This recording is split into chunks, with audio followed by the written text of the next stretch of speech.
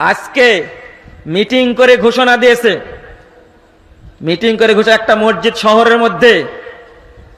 এখন মুফতি আব্দুল মালেক সাহেব হলেন বাইতুল মোকাররম জাতীয় মসজিদের খতিব। এই যে দেওবন্দি মুল্লারা আহলে হাদিস মসজিদ, তারা 3 তলা মসজিদ করবে, 21 সাল থেকে মসজিদ চলছিল, ভেঙে দিয়েছে, এখন মসজিদের ভিত দিবে। ঠিক ওই মুহূর্তে গিয়ে মসজিদ দখল করেছে।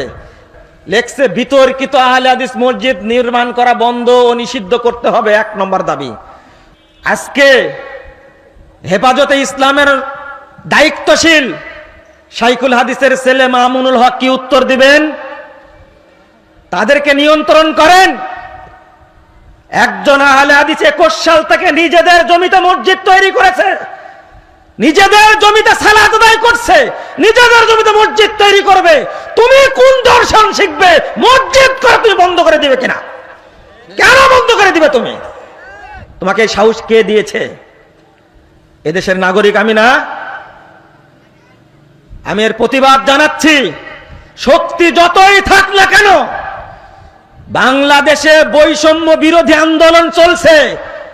মসজিদ মসজিদের জায়গায় হবে, আহলে হাদিসরা আহলে হাদিসের মতো সালাত আদায় করবে। তুই আহলে হাদিস মসজিদের উপর আক্রমণ করবে কেন? এইটার বিরুদ্ধে আমরা আন্দোলন নামবো ইনশাআল্লাহ।